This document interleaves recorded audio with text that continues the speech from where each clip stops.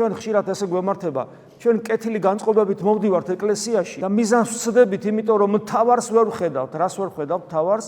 ქრისტეს ღმერთობას, რომელიც არის ანი და ჰოე ჩვენი ქრისტიანობის, ჩვენი სარწმუნოების და ეკლესიის. ქრისტიანობაში მთავარია იესო ქრისტე, ცოცხალი ღმერთი, რომელიც ადამიანად მოვიდა. და ეს მოდის, ცნებებს ასრულებს, ამავდროულად კიდე რაღაცის შესრულება სურს და შეცდომასად არის, ვერ ხედავს იესო ქრისტეს. როგორც ღმერთს, ვერ ხედავს, რომ ის არის მთავარი.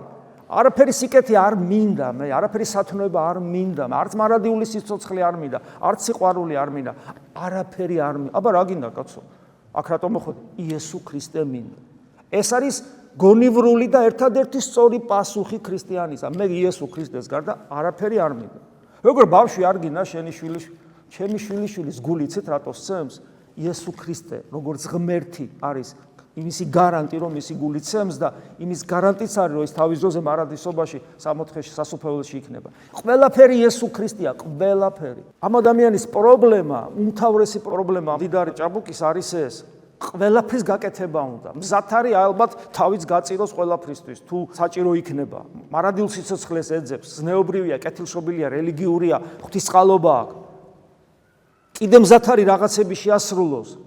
მაგრამ იესო ქრისტეს ვერ ხედავს ისე როგორც უნდა დაინახოს. ამიტომ უფალი არ იღებს მისგან. რატომ მეუნები მე სახიერს? არავინ არის სახიერ გარდა ღმერთის, ანუ ნახეთ რას მიანიშნებს, რომ შენ ჩემთანაც მოხვედია ესე ადამიანური კაცთმოთნეობით. აბა რა გავა ღმერთი დაინახე, ღმერთია მხოლოდ სიკეთე და სახი კეთილი, ანუ სახიერი. ღმერთია მხოლოდ კეთილი და რადგან შენ ჩემში ამას ვერ ხედავ, მე შენ აი ამ ეპითეტს რომ სახიერო მოძღვარო არ ვიღე.